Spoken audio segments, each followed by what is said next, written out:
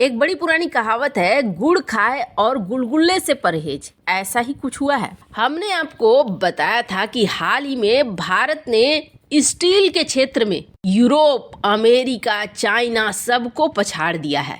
तो क्या अब यूरोप ने बदला लेना शुरू किया है? यूरोप ने कुछ ऐसा कर दिया है जिसके बाद ब्राजील, चाइना, भारत बिल्कुल एक तरफ दिख रहे हैं। जानेंगे क्या है मामला, आइए जानते हैं इन खबरों को विस्तार से। ये जो यूरोप और अमेरिका है ना, यहाँ पर सोच एकदम से बनिया वाली सोच है और कुछ सोच ऐसी है जो किसी दूसरे को अपने कंपटीशन में आगे नहीं आने देना है, ये सोच रखकर बैठे हैं। इस तेजी से भारत आगे निकल रहा है, वो आगे आना बर्दाश्त भी नहीं हो रहा है। लेकिन मजबूरी है, इस वक्त हालात ऐसे हुए हैं कि इन हालात के बीच कुछ कर भी नहीं सकता है यूरोप या फिर वेस्टर्न देश, क्योंकि इन्हें कहीं न कहीं भारत की मदद भी चाहिए। तो फिर कौन सा क्षेत्र है जहां पर ये कर सकते हैं? वो क्षेत्र है व्यापार का क्षेत्र, इकोनॉमी का क्षेत्र। ये दुनिया में स्टील उद्योग का रक्षक बनकर उतरा है भारत, और भारत ने इतनी बड़ी मात्रा में स्टील खरीदी है कि अब दुनिया का स्टील मार्केट कहीं न कहीं भारत के ऊपर निर्भर हो गया है। ऐसे ये अभी काफी लंबे समय तक चलेगा, ये भी निश्चित है। इसका कारण ये है कि भारत ने बहुत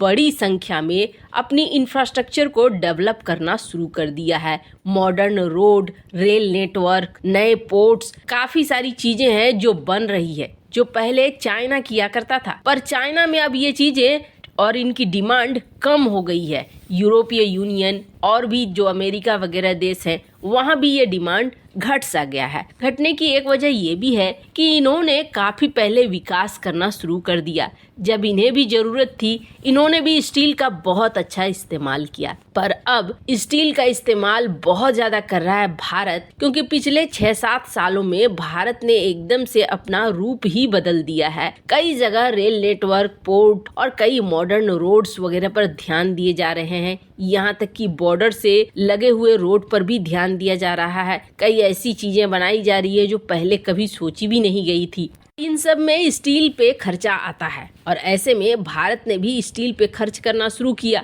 और अब देखिए, अगले साल भारत को रिक्वायरमेंट है, जरूरत है 120 मिलियन टन स्टील की। कहा जा रहा है कि भारत ने 6.7% के दर से जंप करना शुरू कर दिया है। स्टील डिमांड बढ़ गई है और भारत दुनिया भर के देशों से स्टील खरीद रहा है। और कुछ सालों पहले तक दिख रहा था कि अमेरिका को पछाड़कर चाइना ने नंबर 1 की पोजीशन हासिल कर ली थी स्टील के इंपोर्ट के मामले को लेकर। जब कोई देश बन रहा होता है ना, तब उसकी इकोनॉमी में बहुत ज्यादा जरूरत होती है स्टील की और स्टील जैसे चीजों की। तो भारत में भी अभी 2030 तक का समय तो ऐसा समय है जहां पर भरपूर स्टील इस्तेमाल होगा, और इसलिए दुनिया ये कह भी रही है कि स्टील मार्केट को बचा लिया है भारत ने। भारत भरपूर मात्रा में स्टील का इस्तेमाल कर रहा है। पर इसके साथ साथ भारत दुनिया भर में भी कई चीजों को सप्लाई कर रहा है, और यूरोपीय देश हो या पश्चिमी देश हो, धीरे धीरे कई क्षेत्रों पर भारत के ऊपर निर्भर भी हो रहे हैं। अब इसका अंदाजा आप ऐसे लगाइए कि भारत का तीसरा सबसे बड़ा व्यापारिक साझेदार बन गया है यूरोपीय यूनियन। 62.8 बिलियन यूरो का इसके साथ व्यापार होता है। ये 2020 का आंकड़ा है, और इस साल तो और भी ज्यादा बढ़ा हुआ है। ये फ्री ट्रेड एग्रीमेंट साइन नहीं हुआ है, और जब फ्री ट्रेड एग्रीमेंट साइन हो जाएगा तो फिर ये आंकड़ा बहुत ज्यादा बढ़ जाएगा। 9 साल बाद यूरोपीय यूनियन और भारत में इस चीज को लेकर बात होने लगी कि हम फ्री ट्रेड एग्रीमेंट पर बात करेंगे। लेकिन ऐसा लगता है जैसे यूरोपीय यूनियन के बीच में एक खुंदस है, और उस खुंदस को कहीं ना कहीं ये निकालना चाहते हैं। पर मजे की बात ये है कि इस मामले में चीन भारत का साथ देने आ गया है। COP26 और COP27 इस बैठक को कोई भी नहीं भूल सकता है। पहली बार जब भारत ने अपनी स्पीच दी थी, तो भारत ने इस स्पीच में कहा था कि जो देश आगे बढ़ चुके हैं, विकसित हो चुके हैं, उन देशों को चाहिए कि जो देश अभी विकास कर रहे हैं, उनको अगर कार्बन उत्सर्जित करने से रोकना है तो उन्हें वो खर्चा दें ताकि ये अपने संयंत्रों को बदल सकें। अभी सबसे बड़ी टेंशन क्या है? सबसे बड़ी टेंशन ये है कि ये जो विकसित देश हैं, इन्होंने समय पर खूब कार्बन निकाला और अपना विकास कर लिया। अब ये जब विकास करके बैठ चुके हैं तो इन्होंने अपने संयंत्रों में भी बदलाव किया है और अब ये उस मात्रा में कार्बन नहीं निकालते हैं जिस मात्रा में नए विकासशील देश जैसे कि भारत, चाइना वगैरह निकालते हैं। तो भारत ने यहाँ पर ये कहा था कि जो समय पर विकास करके विकसित देश बन चुके हैं उन्हें कम से कम खर्चा देना चाहिए, भागीदारी करनी चाहिए, ताकि जो आगे बढ़ रहे देश हैं वो भी अपने आप को बदल सके और 0% कार्बन